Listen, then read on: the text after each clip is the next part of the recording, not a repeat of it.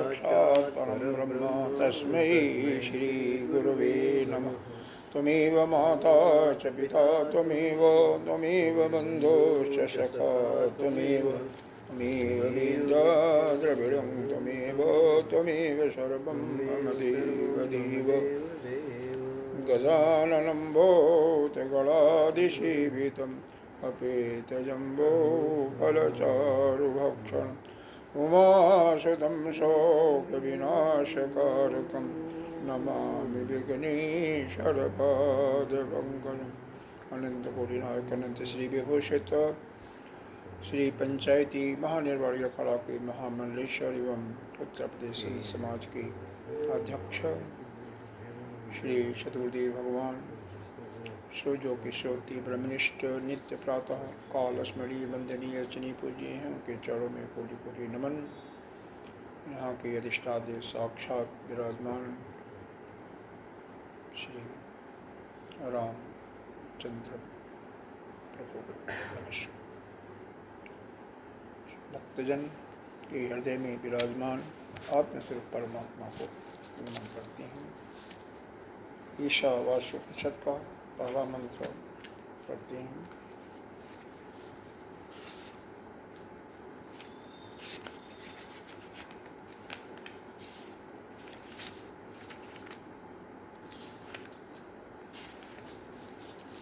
ओम ईशावास्यम इदं सर्वं पढ़िए।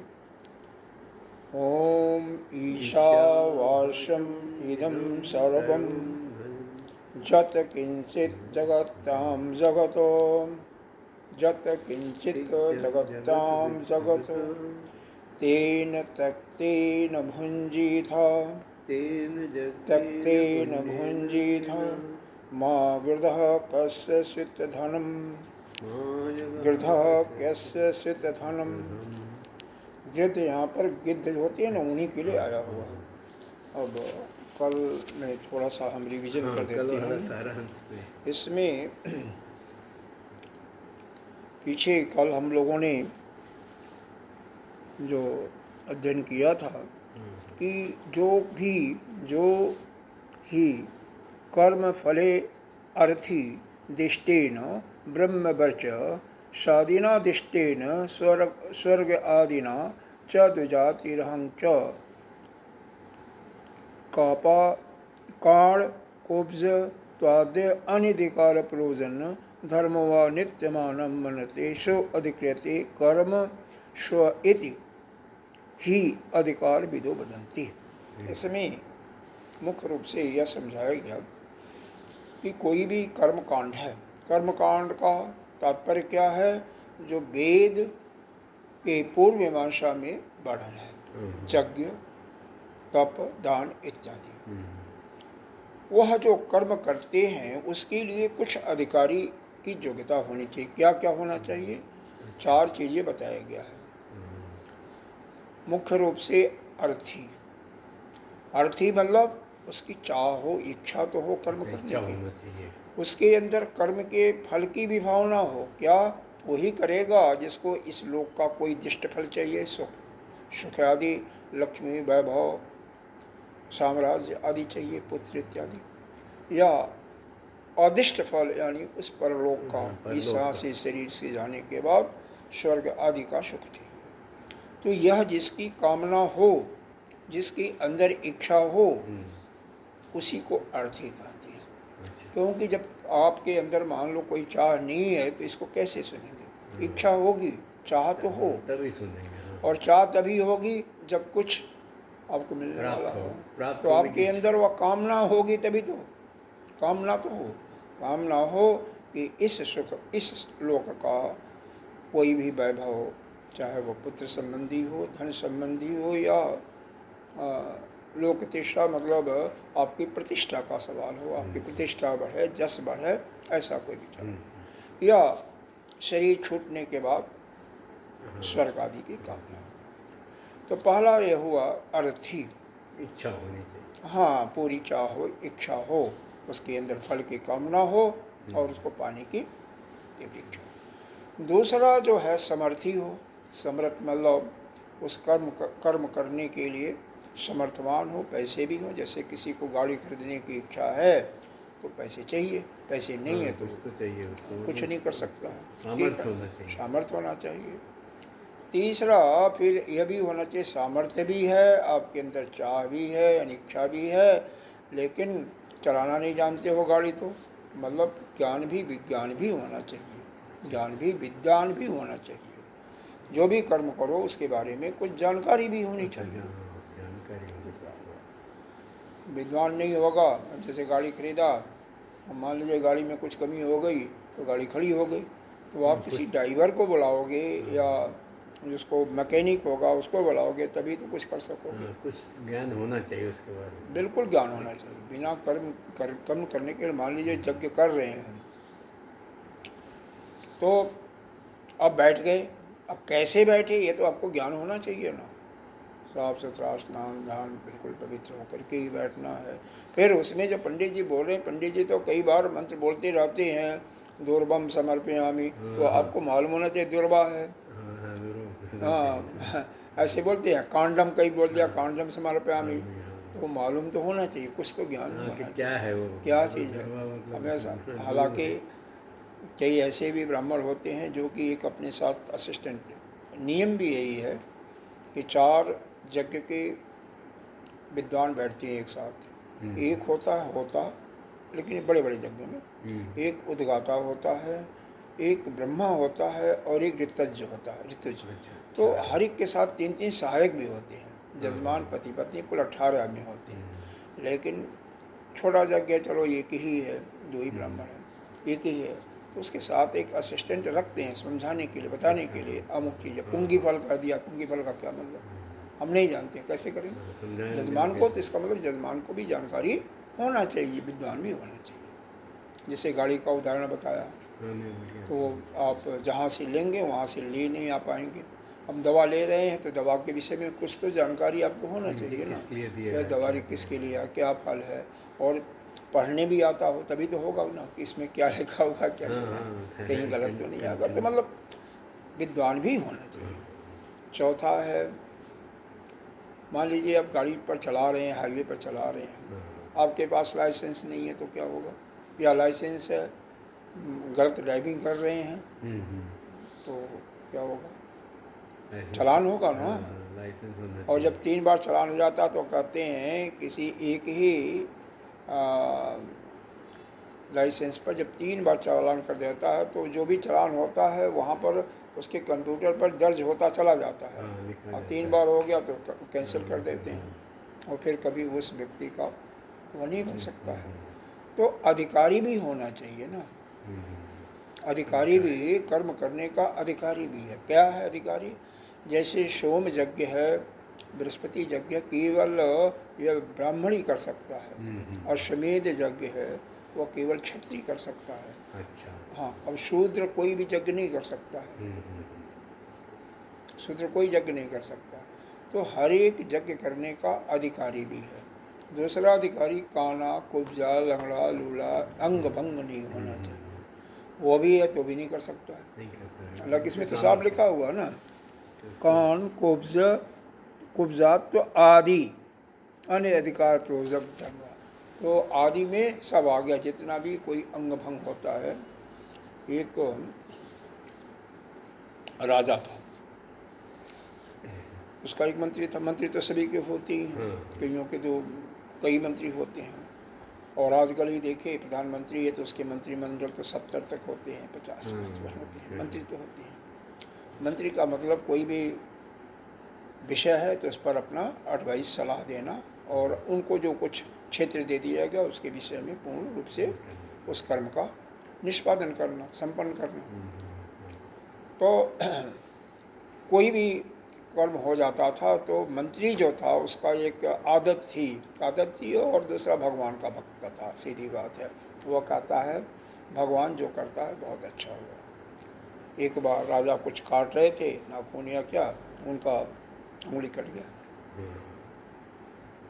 अब उनका तो स्वभाव बन गया था, भगवान जो करता है बहुत अच्छा, भगवान जो कुछ करता है बहुत अच्छा। राजा को गुस्सा लगा, राजा ने उसको जेल में बंद कर दिया। जेल में बंद कर दिया। उसके बाद 2-4-10 दिन के बाद वो शिकार खेलने गए, तो राजा जाते हैं तो उनके साथ सिपाही वगैरह भी होते हैं, पूरी सेना होती है। सिपाही वगैरह कहीं पीछे रह गए, राजा कहीं किसी जंगल में चला गया अकेले ही घोड़े के साथ। अब वहाँ पर भीड़ लोग थे, वो पूजा चढ़ा रहे थे देवी का। अच्छा अच्छा। अब पूजा चढ़ा रहे थे, उनको एक बलि चाहिए थी, और राजा सुंदर राजा को देखा, इसको पकड़ लिया और बांध दिया, और बांध करके चलो आज देवी बहुत खुश होगी, बहुत सुंदर बलि बलि चढ़ाएगा। जब बलि चढ़ाने पर उस पर ले गए जहाँ पर तलवार से गर्दन को काटना था, तो वहाँ पर सब देखते हैं कि कोई अंग भंग तो नहीं है, स्नान भी करवाते हैं, सब कुछ करवाते हैं। तो वहाँ पर देखा कि इसकी उंगली कटी हुई है, तो जो सरदार था उसका कहता नहीं ये नहीं चाहिए, तो अंग इसका है ही नहीं है, शुद्ध अंग वाला नहीं है। अच्छा। बलि उसी की चढ़ती है जिसका अंग भंग न हो, कोई भी अंग भंग न हो। इसकी एक उंगली कटी हुई थी, डॉक्टर का एक उंगली कटी हुई। खैर अब उसको छोड़ दिया, मार वार करके छोड़ दिया।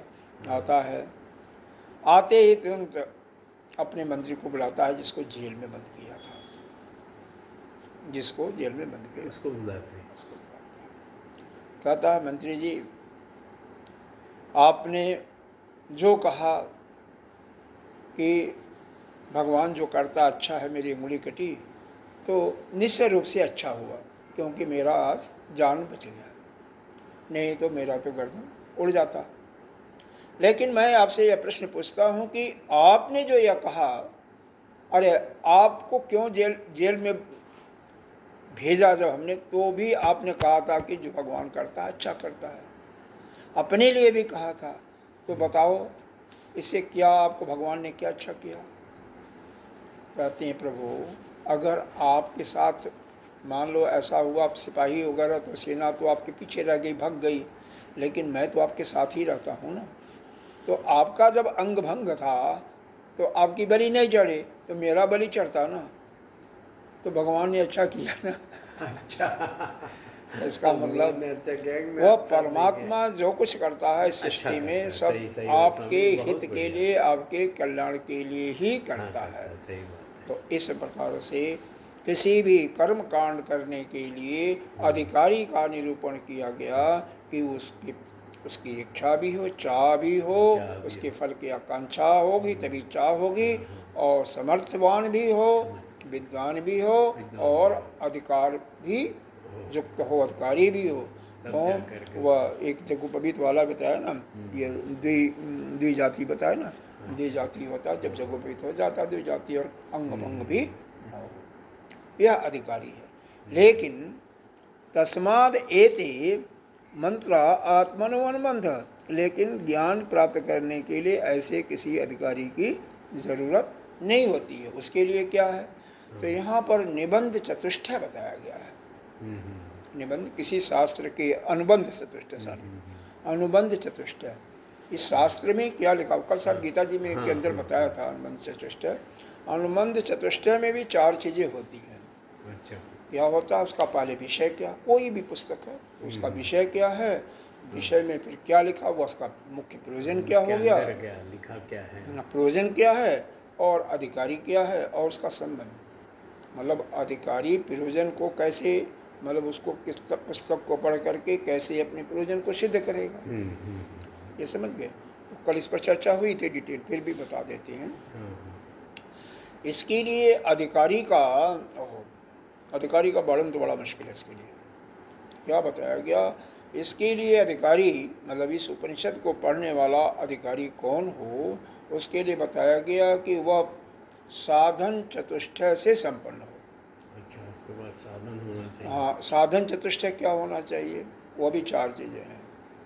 पहला हो वो विवेकवान हो, विवेक हो यानी ज्ञान हो। जैसे हंस जो है दूध और पानी को अलग कर देता है, उसी प्रकार से उसके पास भी यह ज्ञान होना चाहिए, 2 चीज़ें जब मिली हों तो उसको अलग करने की ज्ञान हो। अब यहाँ पर क्या है, आत्मा और यह जीवात्मा दोनों आपस में घुल मिल गए हैं, शरीर सब घुल मिल गया, हम अपने को शरीर को ही आत्मा मानने लगते हैं ना, तो इतना ज्ञान हो कि दोनों को अलग अलग कर सकें। दोनों अलग अलग, आत्मा अलग है, शरीर अलग। शरीर अलग है, हम शरीर नहीं है, इसका पूरा ज्ञान है। दूसरा क्या, विषय। अब इसका विषय क्या है, इसका विषय तो इसका यही है कि आत्मज्ञान की प्राप्ति, अपने स्वरूप की निष्ठा, अपने स्वरूप में स्थित होना, यह इसका विषय हो गया। स्वरूप की प्राप्ति, अपने स्वरूप की इस प्राप्ति। प्रयोजन क्या होगा? प्रयोजन यह हुआ कि अपने स्वरूप की जिसके ज्ञान हो जाता है, प्राप्ति हो जाता है, उसका शोक मोह सब नष्ट हो जाता है। इसमें दिया हुआ है स्वाभाविक आत्म विषयम स्वाभाविक अज्ञानम निवर्तन्तः। यह अज्ञान के कारण से, स्वाभाविक अर्थ अज्ञान है, अज्ञान के कारण यह शोक मोह आदि संसार के धर्म वृद्ध यह साधनम आत्म एकत्वाद, यह जो एकत्वात्मा है उसके अंदर जो अनेकत्व आ गया है, हम संसार को क्या है भेद दृष्टि से देखने लगते हैं, शोक मोह दूर हो जाएगा। और ये जो हमारी भेद दृष्टि है कि मैं अलग वह अलग, ये अलग, क्योंकि सारा संसार तो उस परमात्मा से व्याप्त है ना, तो ये भेद दृष्टि भी दूर हो जाती है। अच्छा, अब यहाँ पर अधिकारी का बात कर रहे थे, साधन चतुष्टय से संपन्न। तो पहला तो उसको विवेक हो, दूसरा वैराग्य हो, किसी भी चीज को छोड़ने के लिए पूरी उसके अंदर बल हो। किसी चीज में आसक्ति हो या आसक्ति छोड़ने की, हाँ बिल्कुल, आसक्ति हो तो होने के। वैराग्य मतलब ये संसार जो है झूठा है, संसार मिथ्या है, तो संसार से कोई उसका मतलब न। कल गीता जी में भी यही आया था कि जहाँ जहाँ आपके संबंध हैं, दुख आपका तभी नष्ट होगा जब उनके संबंधों को तोड़ दो। तो कब होगा?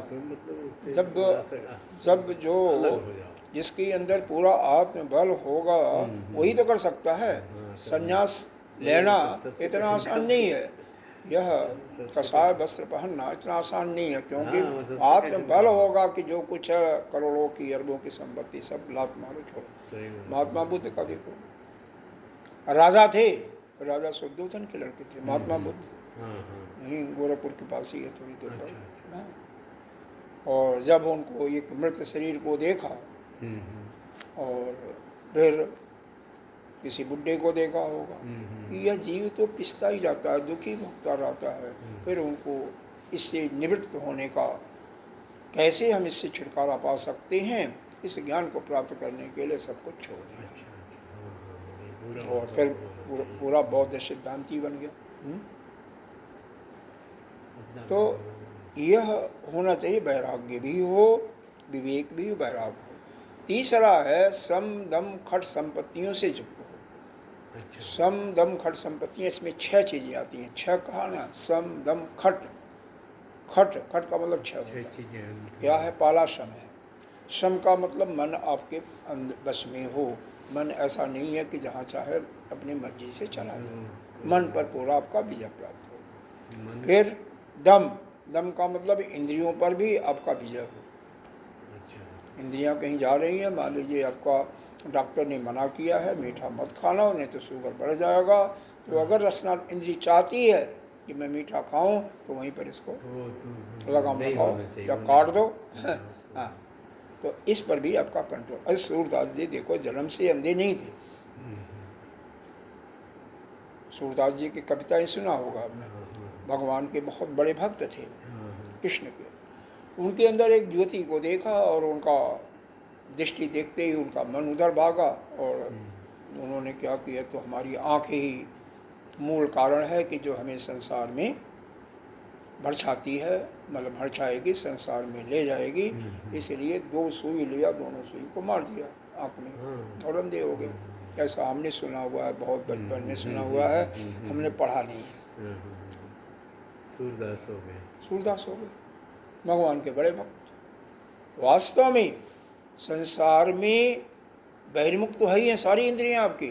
संसार में हमारा मन इन इंद्रियों के कारण से जाता है, और उसमें प्रथम दोषी हमारा यही कर्ण और यही नेत्र ही है, यही ले जाती है। हम सुन सुन करके संसार में जाते हैं, संसार की बातें सुनते हैं, और उससे हम क्या होते हैं, भ्रमित होते हैं। या देख देख करके हम किसी से मोहित हो जाते हैं। तो क्यों कि हमारे अंदर वह ज्ञान का भंडार, हम ज्ञान से युक्त नहीं हैं, हम अज्ञानी हैं, और अज्ञानी होने के कारण हमें तो यह लगता है कि यह सुंदर है, बहुत अच्छी चीज़ है।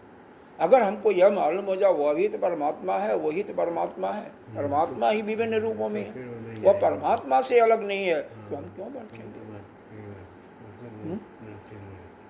कोई भी हो, और वही करना है तो भगवान कन्हई कितने सुंदर हैं, उनको करो ना, उनसे प्रेम करो ना। भगवान के किसी स्वरूप को ले लो, राम को ले लो, कृष्ण को ले लो, दुर्गा जी को ले लो, इतने सभी इतने प्यारे हैं, तो उनसे प्रेम करने के अलावा इस संसार का जो बना हुआ चीज़ है भौतिक, वो प्रकृति का वो क्या है, वो तो कुछ तुच्छ है। तो हमें अपने इंद्रियों पर भी कंट्रोल हो, विजय हो, तो उसको कहते हैं दम। तो जिनके पास यह भी है, श्रम भी है, दम भी है, और तीसरा तितिक्षा, इसके करने में जो कष्ट होता है उसको सहने की क्षमता भी हो, क्षमता होनी चाहिए, क्षमता, कैपेबिलिटी, योग्यता हो ना, उसके लिए सहना पड़ता है। अब गर्मी सर्दी सहना है तो सहना पड़ेगा ना। अब यहाँ पर तो ये भी लग गया, ये भी मुर्दे जब सुनाते हैं तो क्या होता है, ये तो खैर है ही नहीं है, इसको भी 2 नंबर पर कर देते हैं। हमने सुना होगा, लखनऊ में सुना होगा, सत्संग सुना होगा ना, मुर्दे का सुने होंगे, पहले तो जाते थे, बहुत जाते थे, इसको बंद करते थे 2 नंबर पर, पंखा 2 नंबर पर, कोई आवाज़ नहीं आया, यहाँ तो आवाज़ भी नहीं है खैर, लेकिन वो 2 नंबर पर करते थे, माइक की आवाज़ फिर डिस्टर्ब होता इसकी आवाज़ आ जाएगी, हालांकि इसमें है नहीं, मतलब आवाज़ है ही नहीं बिल्कुल, लेकिन 2 नंबर पर करते थे। यह बिल्कुल, यह तो था ही नहीं, मतलब यह क्या बोलता है, एसी तो था ही नहीं। लेकिन आपके उसमें इसका आवाज़ नहीं आता जब सुनते हैं हम लोग, इसलिए आवाज़ है ही नहीं इसमें, आवाज़ है ही नहीं इसमें, आवाज़ नहीं है। आप बड़ा सुंदर पंखा है ना, यह जिसने भी हम सुनते हैं तो आपकी आवाज़ ही आती है बस। हाँ, ये असल में ये तो पंखा तो इसने खरीदार पहले वाले ने लगाया होगा ना, तो वो भी अच्छा रहा होगा ना, इस पंखे में कॉस्टली पंखा होगा, बिल्कुल आवाज़ नहीं आती है, वो तो मैंने देखा किसी भी कमरे में आवाज़ नहीं आती पंखे की, तो मतलब वो बात तो अलग है। लेकिन हमारे जो आश्रम में है, हर एक पंखों में आवाज़ आती है, चाहे हरिद्वार हो, चाहे वो, चाहे कैसा लगाया है वो मुझे नहीं, उस पर कमेंट मुझे नहीं पता, हमें जानकारी नहीं है, लेकिन आवाज़ आती है। हमने दिल्ली भी देखा, वहाँ भी आ जाती है, हर जगह देखा, लेकिन यह किस क्वालिटी की है पता नहीं, यहाँ बिल्कुल नहीं आवाज़ आती। सही बात। तो तितिक्षा भी हो, सम दम तितिक्षा उपरति, फिर इन सांसारिक विषय वासनाओं से बिल्कुल ऊपर उठ जाए, परे हो, बिल्कुल परे हो गया, संसार के किसी वस्तु से कोई उसका लगा नहीं गया। फिर श्रद्धा भी हो, इस पर श्रद्धा, चौथी चीज, 5वीं चीज श्रद्धा, इस पर हो। बताया गया गुरु शास्त्रेश वाक्येश सत्य विद्या, गुरु का ने जो कह दिया, शास्त्र में जो लिखा हुआ है उस पर सत्य बुद्धि हो, सतत बुद्धि हो, उसको उसी जैसे लिखा हुआ, जैसे सुना वैसे ही सत्य होना चाहिए। और अंतिम में सब आ जाता है ना। और छठी चीज है, अब छठी चीज है समाधान। यह सब पालन करके संसार से अलग होकर के भगवान में अपने मन को जोड़ दिया, लगा दिया, चित्त भगवान में। तो इन 6 चीज़ों से युक्त हो। और चौथी चीज़ है मुमुक्षत्व, मोक्ष प्राप्त करने के लिए तीव्र इच्छा हो, तीव्र इच्छा। तो इस शास्त्र को या किसी भी उपनिषद को पढ़ने का अधिकारी वही है जिसमें यह विवेक, वैराग्य, समदम खट संपत्तियाँ और चौथी चीज़ मोक्ष प्राप्त करने की तीव्र इच्छा, दूसरे के लिए नहीं है। ठीक है, अभी इसमें जो लिखा इसका विषय बता दिया आपको, अपने स्वरूप का ज्ञान होना, अपने स्वरूप का ज्ञान, और इसका प्रयोजन बता दिया, शोक मोह इत्यादि की निवृत्ति, संसार के जितनी द्वंद्वात्मक चीज़ें हैं उनकी निवृत्ति, चाहे भूख प्यास, गर्मी सर्दी, जय जप, जय विजय, हानि लाभ, सबसे यह परे होता है। ये इससे इसका यह प्रयोजन होता है।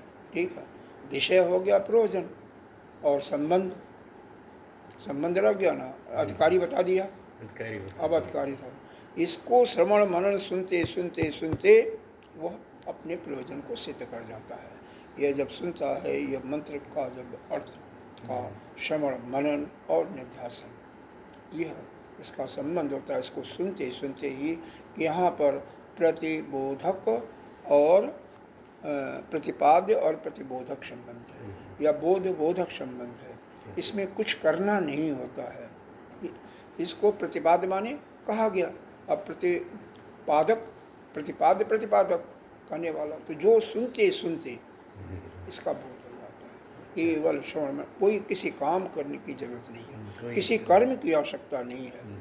तो इन मंत्रों का इसीलिए किसी कर्म में कोई न तो विनियोग है और न कोई शेषत्व है।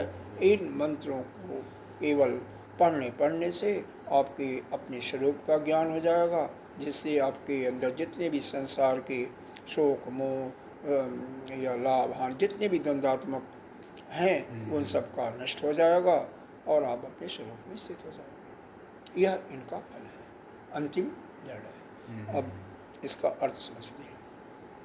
ये समझ में आ गया ना? हाँ, ये आपके पास यही कल नया यही बचा था, इसका हमने पूरा दोहरा भी दिया है।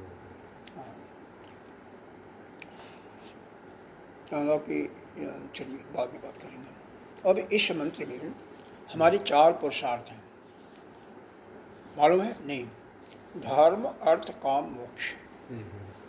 धर्म अर्थ काम मोक्ष 4 पुरुषार्थ हैं। 4 पुरुषार्थ, हाँ पुरुषार्थ सुना होगा, धर्म अर्थ काम मोक्ष सुना होगा। अरे अर्थ और काम तो करते ही भुगते हैं, धर्म भी करते हैं और मोक्ष की प्राप्ति की भी चल रहे हैं। तो चारों तो आप कर रहे हो, चारों काम कर रहे हो, तो ये तो जानते ही होंगे। अब इसमें 4 चरण हैं, इस मंत्र में 4 चरण हैं। अब चारों चरण को समझो और फिर उसके अर्थ को समझो। पहला चरण है ओम ईशावास इदम सर्वम। दूसरा है जत किंचित जगत्याम जगत। तीसरा है तेन तक्ते न भुंजी था। और चौथा क्या है माँ गृध कस्य स्वित धन। अब क्या क्या है? ओम ईशावास्यम इदम सर्वम। ईशा कहते हैं परमात्मा को, ईश्वर को। ईश करे, ईश जो है यह ईश एक धातु होती है, उससे बना हुआ है किट पत्ते लग करके, तो इसलिए वहाँ पर ईशा है। तो इसका मतलब होता है, तृतीय विभक्ति में आता है, तो इसका मतलब होता है ईश्वर जो शासन करे, जो सब पर ईश करे, यानी शासन करे। आप देखते हैं कि 10 लेबर काम करते हैं, उन पर एक मेट होता है, सुपरवाइजर होता है, उनका शासन करता है। उनके ऊपर भी एक बड़ा इंजीनियर होगा। तो अब हम लोगों पर ईश करने वाला, यहाँ पर हम महाराष्ट्र में, तो महाराष्ट्र का जो है पहले तो इस जिले का कोई कलेक्टर होगा, फिर उसके बाद मुख्यमंत्री होगा, फिर उस पर भी शासन दिल्ली से हो रहा है, प्रधानमंत्री का। उसी प्रकार से सबका शासन करने वाला कौन है? वह ईश्वर है। ओम ईशा वास्यम, वास्यम माने आच्छादित, व्याप्त।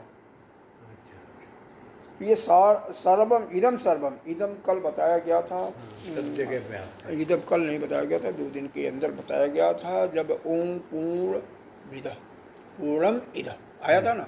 इदा किसके लिए बताया गया था? उस परमात्मा के लिए बताया गया था। परमात्मा के 2 स्वरूप की चिंता हुई थी।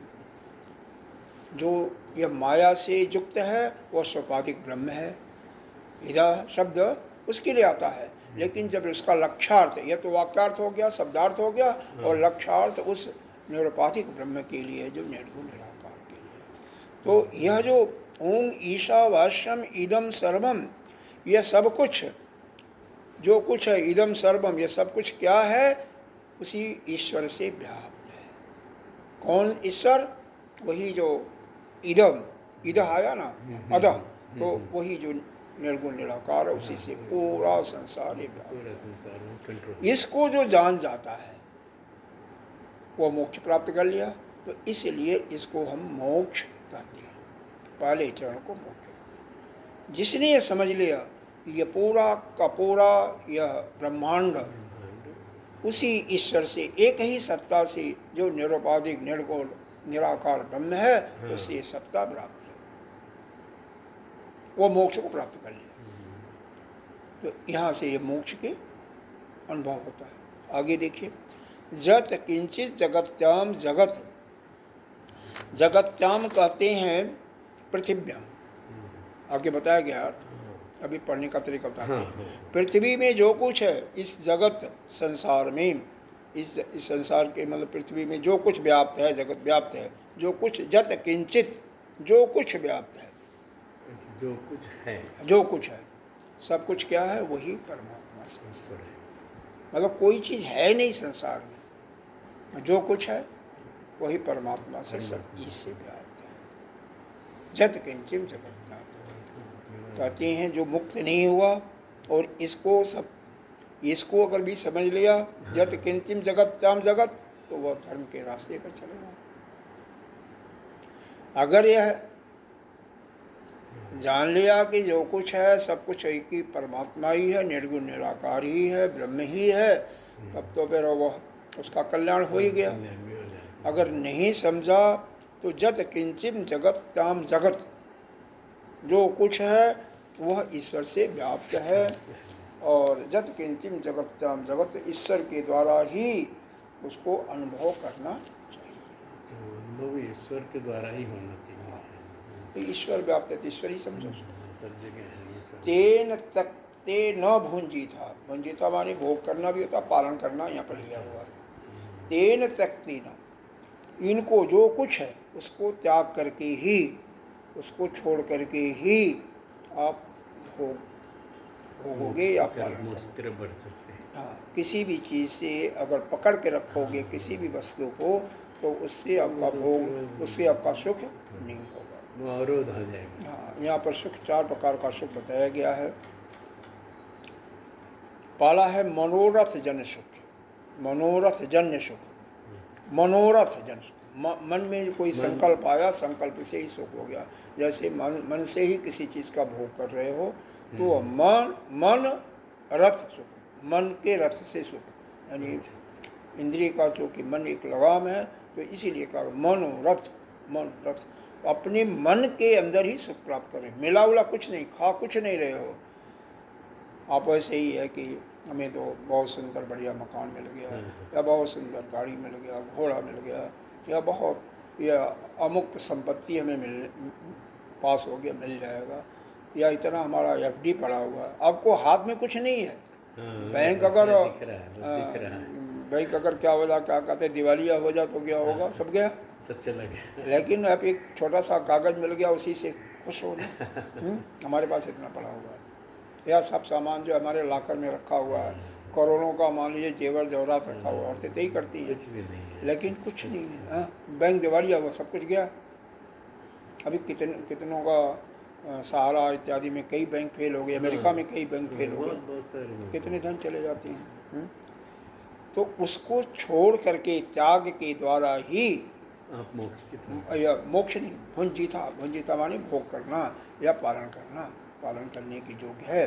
तो यहाँ पर काम की बात ही आती है, भोग की बात ही आती है। कोई भी भोग बिना त्याग के नहीं कर सकता है। जो कृपण होगा, केवल रख करके सामान इकट्ठा करता रहेगा, वो भोग का सुख नहीं प्राप्त करेगा। भोग का सुख वही प्राप्त करेगा जो कि त्यागेगा। हाँ, तो आप इकट्ठा करते जाएंगे तो कहाँ सुख मिलेगा, कोई सुख नहीं मिलेगा। अंतिम में माँ गृह कस्य स्थितम, इसीलिए किसी के धन की भी माँ गृह, गिद्ध जैसे, गिद्ध होता है ना, दृष्टि ललचाई रखती है, तो और फिर जब मौका पाता है तो उसको ले लेता है।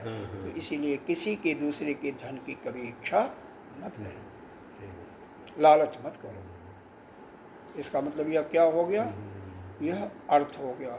अर्थ कमाओ, लेकिन अर्थ कहाँ से कमाओ, धर्म और मोक्ष के अंतर्गत ईमानदारी से धन कमाओ, दूसरे के धन की इच्छा मत करो, जो आपके पास है उसी से संतुष्ट रहो। तो धर्म पहला, मोक्ष, धर्म, फिर काम और अर्थ, इन चारों को इसमें परिभाषित किया, तभी मोक्ष की तरफ। इस संसार में जो कुछ है, जिस पर ईशा मतलब ईश्वर, और वह ईशा का मतलब शब्दार्थ हुआ सोपाधिक ब्रह्म और लक्ष्यार्थ हुआ निरुपाधिक ब्रह्म। अच्छा। तो वह निरुपास्यम मतलब आच्छादित व्याप्त है। इदम सर्वम, ये सारा सब कुछ इसी से व्याप्त है। जो वही जान गया वही मोक्ष को प्राप्त का अधिकारी हो गया। जत किंचित जगत्याम जगत, वैसे तो सब सारा एक ही है। जत किंचित जगत्याम जगत, जो कुछ भी संसार के इस जगत में पृथ्वी में जो कुछ दिखाई पड़ रहा है सब उसी ईश्वर ही है। और इसका मतलब यह जिसको मानता है वही धर्म का पालन करेगा। भाई मान लो आपके अंदर ईश्वर है, हमें यह मालूम है, तो आपसे हम तो कोई मतलब देश नहीं करेंगे ना। आप तो परमात्मा हो, आप ईश्वर हो, तो उस धर्म का पालन करना अपने आप ही आ जाएगा। और काम भोग केवल त्याग के द्वारा ही भोग पाया जा सकता है। और धन जो है दूसरे के धन को लेकर के नहीं करना, बल्कि ईमानदारी से कमाओ। ठीक है, अर्थ आगे चले। और इसमें भाष्य के लिखा हुआ है ये सब मोक्ष की तरफ बढ़ने के मार्ग, मोक्ष के मार्ग में जो है ये सब चीज़ें होना। बिल्कुल बिल्कुल बिल्कुल, आगे मिलेगा ही नहीं फिर, उसके पहले तो प्राप्ति नहीं होगा। हाँ, पर ये सब मालूम होना चाहिए, ज्ञान होना चाहिए। इसीलिए ना, कोई दिक्कत हो तो बताइए। ईशा इष्ट इति तीन ईशा, यहाँ पर यह व्याकरण का शब्द है कि यह ईशा धात बना हुआ एक शब्द है। ईट कहते हैं, प्रत्यय लगर के ईष्ट का ईट बन गया और उससे उसके तृतीया विभक्ति में ईशा बन गया। तो ये सब तो नहीं है, जो आगे ज्ञानी बनना चाहता उसके लिए है। लेकिन ज्ञानी भी नहीं, बल्कि जो मतलब खुद वक्ता बनना चाहता उसके लिए है। बाकी ज्ञान प्राप्त करने के लिए तो मानना यही समझना है कि भाई ईशा का मतलब होगा वह ईश्वर जो शासन करता है दूसरों पर, वही ईश्वर है, उसे ही ईश्वर कहते हैं। शासन करने वाले को ही ईश्वर कहते हैं। और किस पर शासन? पूरे सब पर। ईशिताम परमेश्वर, सभी पर जो शासन करता है, सभी पर शासन जो करता वही परमेश्वर है। परमात्मा सर्वस्व, सबका जो ईशन करता है, सभी का जो शासन करता है वही परमात्मा है, वही वह ब्रह्म है। देखो पढ़ते कैसे हैं इसको समझो। अभी तो पुस्तक नहीं है, ईशा आया ना, ईश्वर, ईशा, ओम तो ब्रह्म का नाम ही है, अभिधान है ईशा। अब ईशा शब्द यहाँ पर आया। अब इसके बाद जब तक दूसरा शब्द मंत्र में नहीं लिखा हुआ है तब तक इसी की व्याख्या है। उसी की बात। हाँ, जब यह आ जाएगा वाष्यम, तब वाष्यम का अर्थ आएगा। ऐसे पढ़ते हैं। ईशा इष्ट इतीदम तेनेशा, ईस्ता परमेश्वर परमात्मा सर्वस्व, स ही सर्वम इष्टे सर्वजंतून आत्मा स प्रत्यक आत्मतया तेन स्वेन रूपेणान आत्म ईशाम वाच्यम। वाष्यम का फिर यहाँ पर वाष्यम आ गया ना, तो यहाँ पर दूसरे शब्द का अर्थ है, यहाँ पर दूसरे शब्द का अर्थ है। मंत्र में जो वाष्यम शब्द है इसका अर्थ यहाँ पर है। हालांकि कई वहाँ पर है उसका विस्तार में उसका अर्थ दिया हुआ है। हालांकि कई जगह कई पुस्तकों में होता है, इसको पतली स्याही से लिख देते हैं एक को, जिससे मालूम हो जाए कि यह शब्द है, इसका अर्थ है। एक को गाढ़ा कर देते हैं, दूसरे को हल्का कर, लेकिन इसमें ऐसा नहीं किया गया है। छोटी छोटी पुस्तकों में बहुत अच्छी तरीके से किए हुए हैं। ये 9 पुस्तकों में मिलता है ना, ये 9 उपनिषद हैं, 9 छोटी छोटी पुस्तकों में भी है। उसमें बड़ा सुंदर दिया हुआ है। 20-20 रुपये की हैं शायद, 15-20 रुपये की ऐसे। अभी 2 पुस्तकें मेरे पास है, मैं दिखाऊंगा आपको, लेकिन ये नहीं है। यहाँ है, हरिद्वार में है, सब है, लेकिन यहाँ पर नहीं है। तो यहाँ पर कहाँ पर है, कहाँ पर हुआ वो तो बताते हैं। मतलब वह ईश्वर सब पर शासन करते हैं, तो कहाँ रख करके, कहीं रख करके तो शासन करेगा भाई। चाहे वह क्या वह समुद्र में रहता है, कहाँ रहता है? बैकुंठ में रहता है, कैलाश पर रहता है, कहाँ रहता है? तो यहाँ पर बताते हैं कहाँ रहता है। सभी का शासन वह कैसे करता है? सर्व जंतून आत्मा सप्रत्यक आत्मतया सभी जंतुओं के अंदर, सभी प्राणियों के अंदर, सभी जीवों के अंदर आत्मा बन करके वह सबका शासन करता है। तभी तभी तो उनको उनके मन से चला पाता है। सभी के अंदर वही है। ऐसा हम एक ही जगह बैठकर अब ये समझो कि कहाँ पर है? नहीं समझ गया। सभी के अंदर है। सभी के कौन अंदर है? वही निर्गुण निराकार ब्रह्म प्रत्यक्ष रूप से, प्रत्यक्ष रूप से सबके अंदर शासन करता है।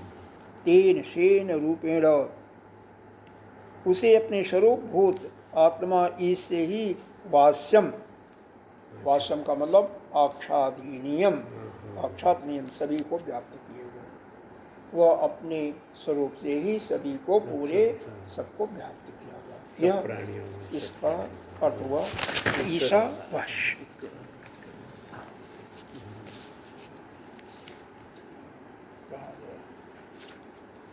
बड़ा सावधानी से पुस्तक को भी रखना पड़ेगा, नहीं तो गिर जाएगा। किम, क्या क्षदन करने के जो है, किसको व्याप्त किया हुआ है? किम इदम सर्वम, देखो आया है ना, इदम सर्वम, इदम सर्वम को, इदम सर्वम जत किंचित, सभी को, जत किंचित जगत्याम, जत किंचित जगत्याम, हाँ, जत किंचित, जत किंचित जगत्याम, जगत्याम का मतलब पृथिव्याम, पृथ्वी में जो कुछ है, जगत, सर्वम, जगत आया तो जगत का मतलब सर्वम, सर्वम, सर्वम आ गया। स्व एन आत्मना ईशेन, वह सभी अपने ही आत्मा से यानी ईश्वर से, जो प्रत्यक्ष रूप यानी अंतर्यामी रूप से वह सब कुछ सर्वमिति मैं ही हूँ ऐसा जान करके अपने परमात्म रूप में ही वह सर्वम चराचरम आक्षादिनीयम सुनील परमात्मा, जो कुछ यह मिथ्या रूप से, इसका अर्थ आगे बताते हैं, मिथ्या रूप से भाषित हो रहा है उसको त्यागने की बात है। कैसे? आगे आगे के अर्थ में बताते ही हैं, जथा चंदन, चंदन अगरु, अगरु आदि संबंध जल क्लेश आदि उपाधिकम दौर्गंधम तत्स्वरूपेण अघर्षणेन। देखो चंदन है, चंदन को आप जानते होंगे, चंदन की लकड़ी खुशबू होती है, ठीक है। अगर उसमें क्या होता है, अगर जल से भीग गई है, ये लिखा हुआ है ना, चंदन हो, अगर हो, संबंध जल क्लेद, क्लेद माने गीला हो गया, कीचड़, वो गीला हो गया, तो जल से अगर उस पर एक उपाधि लग गया, जल से जब वो भीग जाती है तो वो दुर्गंध करने लगती है। अरे कपड़ा पसीने से भीग जाता है तो दुर्गंध होता है कि नहीं होता है? जब कपड़े को धो लेते हैं दुर्गंध चला जाता है। चंदन की लकड़ी हो, अगर हो, उसको घिस दो, भीगा हुआ है, तो वह दुर्गंध समाप्त हो जाएगा और सारा कमरे में खुशबू खुशबू हो जाएगा। उसी प्रकार से अब यह समझो, ये पीछे पैराग्राफ में नहीं समझा होगा, आप समझो। यह आप हो तो नित्य शुद्ध बुद्ध मुक्त परमेश्वर ही हो, लेकिन इस शरीर में बैठ गए ना, इस शरीर में कचड़ा भरा हुआ है, जन्म जन्मांतर का 84 लाख योनियों में उसका कचड़ा भरा हुआ, संस्कार भरा हुआ है, और उसके उस दुर्गंध से आप दुर्गंधित हो गए हो। इसको कर्ता भोक्ता मान करके आप दुर्गंध हो गए। और जब श्रवण मनन निध्यासन से यह शास्त्र को सुन सुन करके पक्का कर लोगे, इस ज्ञान को बैठा लोगे, तो यह दुर्गंध समाप्त हो जाएगा और स्वयं नित्य शुद्ध मुक्त परमात्मा का अनुभव बनेगा। अंतःकरण की शुद्धि, अंतःकरण की शुद्धि, अंतःकरण की शुद्धि। मुख्य रूप से इसमें यही बताया गया है कि यह पूरा का पूरा जो भी इस जगत में, सृष्टि में जो कुछ है, जो किंचित भी है, सभी उसी परमेश्वर से व्याप्त है, और वही सबका ईशन करने वाला, शासन करने वाला है। जब इस कर्ता भोक्ता इत्यादि मानने वाले इस शरीर से अपना नाता कर लेता है, इसको अपना मान लेता है, तो यह दूषित हो जाता है, वह जीवात्मा बन जाता है। कैसे? जीवात्मा के अंदर जो यह कैसे निकलेगा, ये दूषितपना कैसे निकलेगा, उसके लिए बताते हैं। जैसे चंदन अगर अगर गीला हो जाता है, पानी से भीग जाता है, तो उसकी दुर्गंध आने लगती है, और उसको जब घिसते हैं, घिस घिस करके वह फिर उसका सुगंध पूरे जगह फैल जाता है। उसी प्रकार से यह जो आत्मा है नाना प्रकार के शरीरों में है, नाना प्रकार के, वही एक ही सभी शरीरों में विद्यमान है। और हम अपने की बात करें, दूसरे की बात क्या करना। वो हमारा पहला का शरीर कैसा है, तो जैसा हमारा संस्कार है उसी के अनुसार वो बन गया, क्योंकि वो अपना मान लेता है, इससे नाता जोड़ लेता है।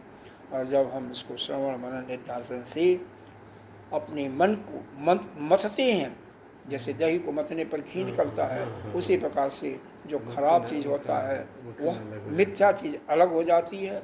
जो उपाधि मान लिया झूठा, वह त्याग दिया, आपने अलग हो गया, उसको आपने फेंक दिया, और नित्य शुद्ध मुक्त परमात्मा। समझ में आ गया? जो उस तरह की चीज़ें वो निकलती जाती है, जो है चाहिए वो रह जाती है। बस तो यह जो है केवल तद्वदेव ही स्व आत्मनि अध्यस्तम स्वाभाविकम कर्तृत्व भोक्तृत्व हो गया। आदि लक्षणम जगत दैत्य रूपम जगत्ताम पृथिव्याम जगत्ताम इति उपलक्षणत्वात् सर्वमेव नाम रूपम आख्यम विकार जातम परमार्थ सत्यम भावनया तत्वम सा। तो ये जितना भी संसार में है, कर्तृत्व भोक्तृत्व इत्यादि का ज्ञातित्व, जब इसका छोड़ दोगी, जैसे ये छूटता है और यह जो यथार्थ स्वरूप केवल आत्मा बसता है, तो बाकी जो उपाधियां थी उनसे हमने मुक्त किया, उसको मिथ्या समझ करके छोड़ दिया, क्योंकि संसार में सब कुछ है मिथ्या ही है, तो फिर केवल शुद्ध ब्रह्म के रूप में हम हो जाते हैं। यह पहली पंक्ति का अर्थ होता है। बाकी अब आगे हाँ चलेंगे, क्योंकि समय ज़्यादा हो गया, 10 हो गया, यहीं पर समाप्त करते हैं। ज़्यादा करना भी फिर पोटास आपकी ज़रूरत है, तो हम तो बैठे हैं। ठीक है ना? इतना समझ में आया? हाँ बिल्कुल। इसमें कोई दिक्कत हो बताओ। जो रास्ता है पहले अंतर्गणों की शुद्धि, हाँ वही शुद्धि कैसे होगा, ईश्वर शुद्धि कैसे होगी।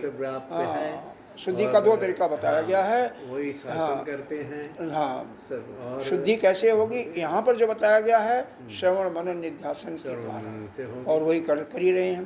तो उसी को उसी से मथना है। देखो मथोगे कैसे, इसी को चिंतन करो। होता क्या, मनन नहीं करते हैं। इसको घर जा करके कम से कम आधा घंटा मनन करना चाहिए कि हम ही ब्रह्म हैं, यह जो संसार है झूठा, इस पर चिंतन करना पड़ेगा ना, है? क्योंकि कई जन्मों से हमने समझ रखा यही सुंदर यही संसार है, इसीलिए हम संसार को मान रहे हैं ना। सही बात है। ओम पूर्णमिदः पूर्णमिदं पूर्णात् पूर्णमुदच्यते पूर्णस्य पूर्णमादाय पूर्णमेवावशिष्यते। ओम शांति।